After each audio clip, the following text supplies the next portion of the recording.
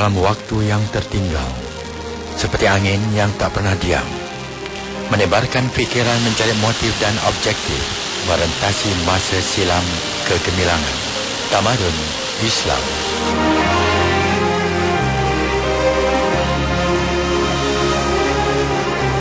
Assalamualaikum warahmatullahi wabarakatuh. Saudara, kita bersama lagi dalam rancangan mingguan Taman Islam, siaran dari Suara Islam Kuala Lumpur. Dan seperti biasa, tetamu undangan kita Dr. Marrofa Ismail dari UVM Sedang, Selangor. Selamat datang ke studio, Dr. Apa khabar? Ya, terima kasih. Alhamdulillah. Dan minggu ini tajuk Umat Islam dan Ilmu Falak. Jadi Doktor, ya, apakah sebenarnya ilmu falak dan apakah perbezaannya dengan astronomi? Ya, terima kasih. Bismillahirrahmanirrahim. Apakah perbezaan ilmu falak dan juga ilmu astronomi? Sebenarnya kalau kita lihat secara umumnya, dia adalah merupakan ilmu yang sama. Ilmu falak dan ilmu astronomi ini pada hakikatnya adalah ilmu yang hampir sama, tetapi merupakan perbezaannya kalau kita lihat dari segi perkembangan kemudian. Ilmu falak ini kalau kita perhatikan dikembangkan daripada Al-Quran, yang dikaitkan dengan hubungan umat Islam dengan ibadat. Banyak yang berkaitan dengan syariat, umpamanya untuk mengira waktu solat, dan apa juga untuk melihat gerhana matahari umpamanya, sebab gerhana itu ada hubungannya dengan ibadat. Demikian juga dengan untuk melihat arah kiblat. Jadi ilmu falak ini banyak dikaitkan dengan fiqh ataupun syariah Islam, sedangkan astronomi ini ilmu yang umum. Asalnya ilmu ini dipanggil astronomi lah dalam bahasa Yunani, yang bererti ilmu berkaitan dengan bintang. Sedangkan falak itu dalam bahasa Arabnya maksudnya adalah orbit, perjalanan kirim langit. Sebab bumi ini mengelilingi matahari, dan bagaimana matahari juga berjalan mengelilingi orbitnya sendiri. Maka berdasarkan kepada orbit yang kita berkaitan dengan perjalanan angkasa raya ini, maka disebut ilmu falak.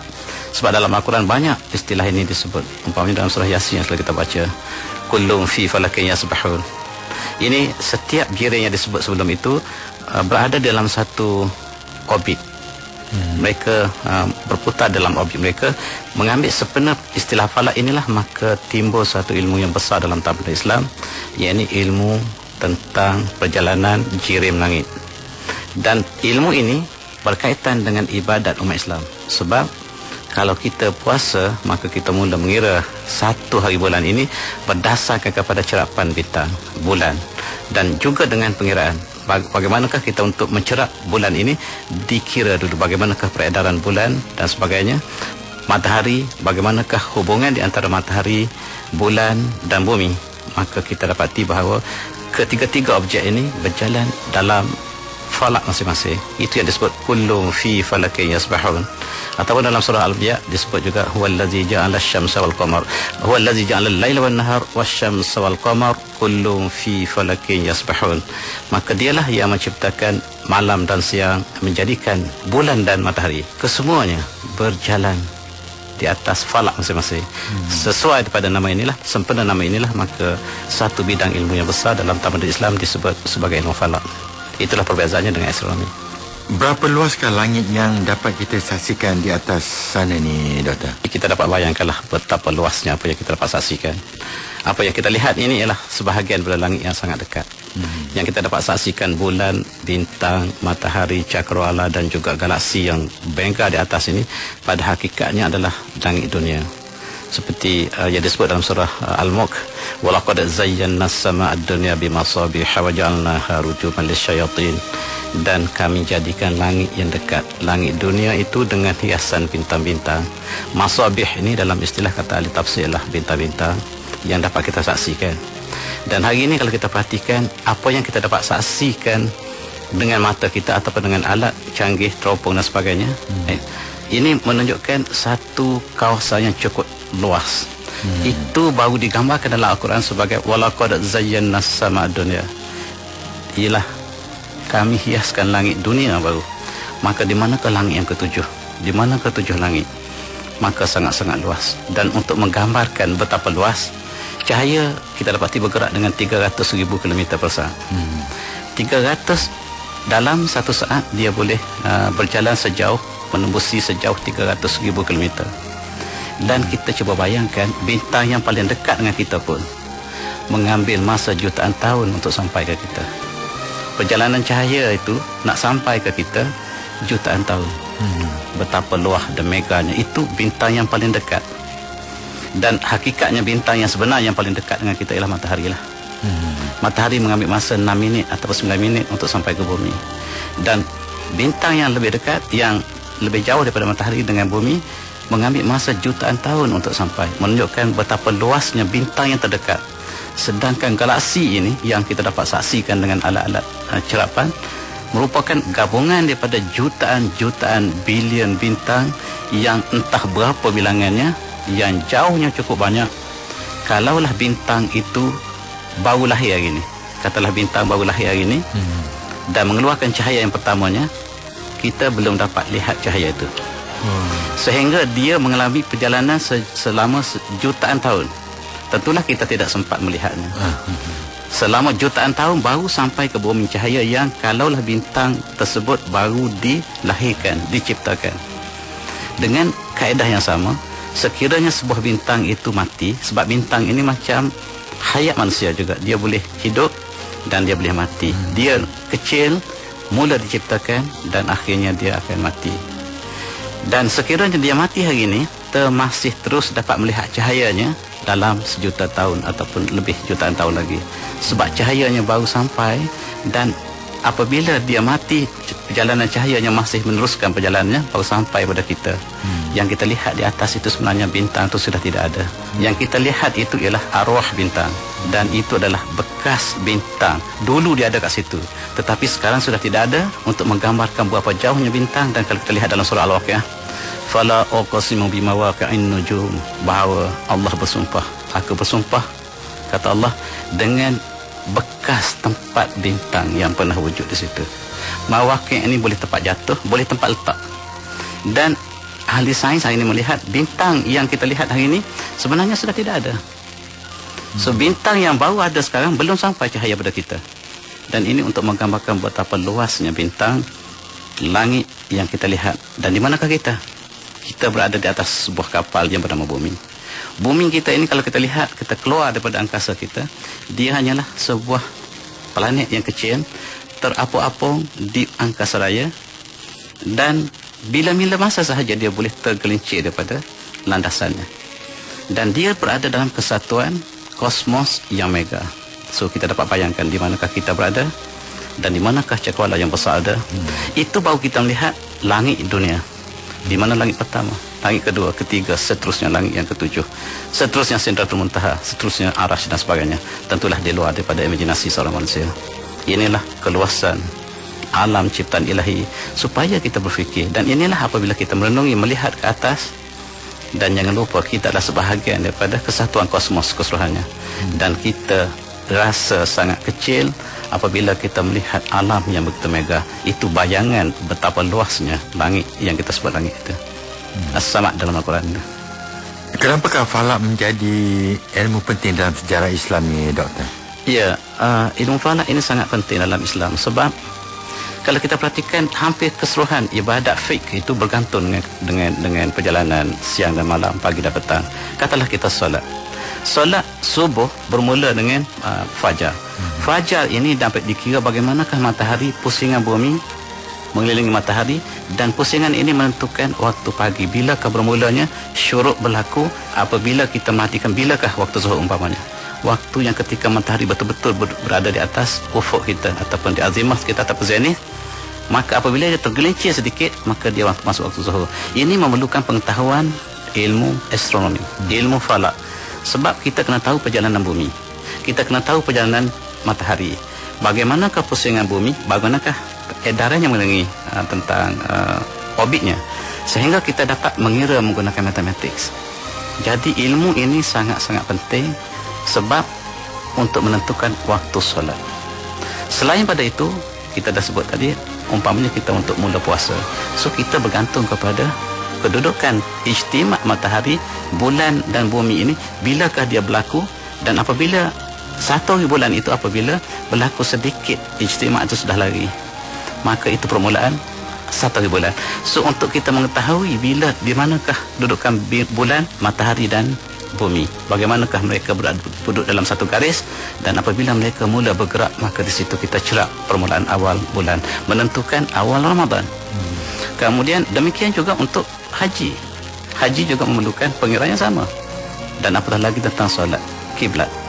Arah kiblat sangat-sangat kritikal. Sekarang kita ada dengan kompas dan sebagainya, kita tidak rasakan sesuatu itu perkara yang susah.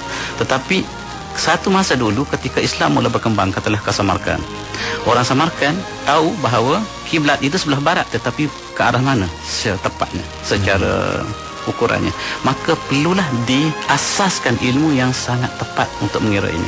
Maka timbullah ilmu yang disebut sebagai ilmu al-muthalathat. Ilmu ini dikenali sebagai ilmu trigonometri dalam matematik. Oleh sebab itu, ilmu matematik dengan ilmu falak ini ataupun ilmu astronomi ini sangat berkaitan. Sehingga ada satu cabang daripada ilmu astronomi ini dipanggil ilmu al-hay'ah. Ilmu al-hay'ah ni ialah tentang ilmu geometri yang berkaitan dengan perjalanan bumi dan bulan. Dan ini dikira berdasarkan kepada pengiraan matematik. Dan kalau kita perhatikan di sinilah menunjukkan bahawa betapa rapatnya ilmu astronomi ini dengan umat Islam nak bagi belayar. Tentu kita tahu geometri. Dan kita mesti tahu arah angin. Dan ini juga termasuk dalam ilmu astronomi. Bagaimanakah tiupan angin ini, bagaimanakah arah pelayaran, di manakah kita berpandu apabila kita hilang di tengah laut, bagaimanakah panduannya. Ini semuanya bergantung kepada kedudukan bintang dan sebagainya, yang menjadikan ilmu ini ilmu yang sangat penting dalam kehidupan seorang Muslim, kerana dia berkait rapat dengan kehidupan beragama. Itulah kerana ilmu ini berkembang dengan cepat dalam sejarah tamadun Islam. Zaman-zaman dulu kalau ahli pelayaran ni, Doktor, ya, kalau dia belayar, dia mengikuti arah bintang. Ya, sebab bintangnya ada dua jenis. Ada yang mengikut pandangan mata kita, ada yang tetap di situ, dan ada yang bergerak. Sebenarnya semuanya bergerak, tetapi pada pandangan kita, pada pandangan mata kita, ada satu bintang yang sangat terang, namanya bintang kutub. Bintang kutub ini dia walaupun dia duduk di ufuk barat, tetapi dia tetap di situ dan dia paling terang. Jadi menjadikan itu sebagai panduan, so kita tahu di manakah arah kita bergerak. Begitu juga ada bintang-bintang tertentu yang berada di ufuk kita, dalam zodiak kita, yang kedudukan bintang itu menunjukkan utaranya, selatan di mananya. Maka apabila kita mengenali bintang-bintang tersebut di dalam jadual bintangnya, kita tahu di mana arah kita. Jadi panduan pelayar dulu, dan ingat kita di kawasan alam Melayu ini, kawasannya berteluk, dan kita sangat penting pelayaran, sebab orang Melayu memang terkenal dengan ilmu pelayaran. Dan mereka juga menggunakan teknologi yang sama, tentang pengetahuan yang sama. Oleh sebab itu ilmu astronomi atau ilmu falak ini sangat-sangat diperlukan oleh bukan saja dalam agama, tetapi dalam urusan harian, dalam pelayaran. Ni bagaimana pula ni, Doktor, ya, kalau nelayan kita di pantai timur atau di pantai barat, dia mengetahui tentang arah angin kalau dia nak pergi mencari tangkapan. Ya, sebab apa yang berlaku di dalam alam semesta ini, dalam bumi, edaran bumi, air pasang surut, semuanya ada kaitan dengan fenomena gerakan bumi, bulan dan juga matahari. Dan dengan mengkaji kedudukan bagaimanakah gerakan, selalunya dapat dilihat daripada data-data yang lepas, arah angin, bagaimana, bilakah almanah disebut. Almanah ini disebut dalam bahasa baratnya almanak. Almanak ini maknanya jadual. Bagaimanakah cuaca ini berubah. Diperhatikan tahun demi tahun, berapa lama, sehingga kita dapat meramalkan bilakah angin timur laut bertiup, bilakah angin barat daya akan bertiup. Dan ini akan membuat persediaan untuk pelayaran. Sebab satu-satu masa itu arah angin bertiup dalam satu arah, dan mereka semua bersedia untuk keluar ke laut satu masa. Dan bila angin itu bertiup ke daratan, mereka akan pulang waktu petang, umpamanya nelayan dan sebagainya. Dan ini sekurang-kurangnya pemerhatian. Tetapi ilmu ini bukan setakat perhatian, ilmu ini adalah berdasarkan pada pengiraan yang sangat tepat. Dan perhatian ini juga diambil kira, dan akhirnya membentuk satu panduan untuk pelayaran, dan juga untuk nelayan juga menggunakan panduan yang hampir sama. Air laut pasang dan surut memang kita telah bincangkan di dalam kedudukan bulan dan matahari yang paling dekat, sehingga tarikan graviti ini menjadikan air ini jadi pasang dan sebagainya. Maka pengajian inilah yang berkembang dalam ilmu falak. Dan panduan nelayan-nelayan kita ni, Doktor, ya, dapat mengetahui juga apabila fenomena awan, langit yang bertukar bentuk ni, mereka dapat mengetahui ikan banyak di laut. Kehidupan sangat bergantung kepada cuaca dan sebagainya. Bila cuaca tertentu, ikan mempunyai kebiasaannya di mana. Jadi ini memberi panduan kepada para nelayan untuk melihat di manakah tangkapannya yang lebih lumayan. Dan mereka sentiasa memerhatikan cuaca. Dan inilah di antara panduan yang dilakukan oleh ahli-ahli nelayan juga yang berpandukan kepada pemerhatian. Ini lagi satu, Doktor, ya. Boleh kita bincangkan bagaimana ilmu falak bermula dalam tamadun Islam ni? Ya, cukup menarik sebab kita lihat tamadun Islam bermula dari sekitar kurun yang ke-7, ke-8 Misi ataupun 1 Hijrah dan 2 Hijrah seterusnya selepas kelahiran Islam. Tetapi ilmu ini telah ada wujud sejak zaman bersamaan. Kalau kita perhatikan, bilakah ilmu astronomi ataupun ilmu falak ini bermula dalam tamadun Islam, dan kita perhatikan dia bermula sesuai dengan perkembangan Islam itu, sebab keperluan umat Islam sangat mendesak terhadap ilmu ini. Dan secara kebetulan pula perancangan ilahi juga bahawa sebahagian daripada bumi Mesir ini sampai ketika zaman Khalifah Sayyidina Umar telah diterokai. Dan di situ kita dapati bahawa di Mesir dapati mempunyai banyak khazanah yang telah ditinggalkan oleh orang Yunani, orang Greeks. Ketika itu Mesir, ketika zaman silam, Mesir berada di bawah orang Greek yang memang kaya dengan ilmu astronomi. Tetapi mereka telah menutup pembelajaran ilmu ini sebab di dalam tradisi Mesir, ilmu astronomi telah bercampur aduk dengan ilmu astrologi. Dan ini telah dilarang oleh pemerintah Mesir sebelum kedatangan Islam lagi, supaya ilmu ini tidak dipelajari. Khususnya gereja telah melarang untuk mempelajari kitab-kitab lama ini. Tetapi selepas zaman Abbasiyah, ilmu ini dibuka kembali. Maka bercantumlah ilmu yang ditunjukkan oleh Al-Quran dan ilmu yang diwarisi oleh daripada zaman silam. Lalu mereka bawa ilmu ini ke Baghdad. Jadi Baghdad tempat perjumpaan ilmu lama dan ilmu Islam. Dan berkaitan dengan ilmu astronomi yang disebut sebagai astronomi ini, ilmu yang berkaitan dengan alam langit ini, telah diterjemahkan buku-bukunya ke dalam bahasa Arab. Dan mereka mengkaji ilmu ini bukan ilmu lain, ilmu yang digesa oleh Al-Quran supaya kita mengkaji. Maka umat Islam segera mengembangkan ilmu ini. Dan ketika zaman Al-Ma'mun, Khalifah Al-Ma'mun, dia telah melantik seorang ahli matematik bernama Al-Khwarizmi untuk membina sebuah bala cerap. Dan bermula dengan bala cerap inilah tradisi kajian ilmu astronomi telah bermula dalam tamadun Islam dengan begitu pesat. Bahkan Khalifah ketika itu telah mengarahkan beberapa saintis Muslim dalam kurun yang ke-7-8 supaya mengukur lilitan bumi. Berapakah lilitan bumi yang sebenarnya? Bermakna mereka telah tahu bahawa bumi berbentuk bulat. Yang disuruh ukur ialah antaranya adalah Al-Khwarizmi. Al-Khwarizmi cuba cari jalan untuk mengukur lilitan bumi. Macam mana? Bukan dengan tangan, bukan dengan tali tape, tetapi dengan kaedah astronomi. Caranya ialah dia merujuk kepada bintang kutub, polar star.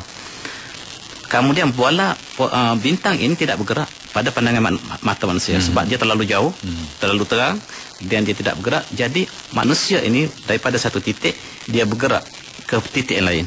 Daripada Baghdad umpamanya ke Samarkand umpamanya. Kemudian dia lihat bintang yang sama, jauh berjalannya telah berapa ratus mile. Kemudian dia lihat perubahan sudut yang berlaku di antara tempat dia bertolak dengan tempat dia sampai, sehingga akhirnya dia buat andaian bahawa bumi ini bulat. Dia dapat mengira lilitan matahari, lilitan bumi berdasarkan matematik. Dan pengiraan yang dilakukan oleh umat Islam sangat-sangat tepat. Dan data-data yang ditunjukkan pengiraan ketika zaman Banu Musa, selepas daripada Al-Khwarizmi dan juga semasa dengan Azmi, mereka telah mempunyai banyak data tentang pengukuran lilitan bumi, sehingga mereka telah menyemak antara satu sama lain nilai ini. Dan nilai ini tidak jauh beza dengan nilai yang kita kira hari ini. Dan nilai yang kita kira hari ini pun hampir sama dengan nilai yang mereka kira. Dan sekitar 40,000 kilometer lilitan bumi. Ini yang dikira oleh ahli saintis Muslim ketika itu. Dan ini menunjukkan bahawa perkembangan ilmu ini mula-mula berkembang dengan pemerhatian bintang.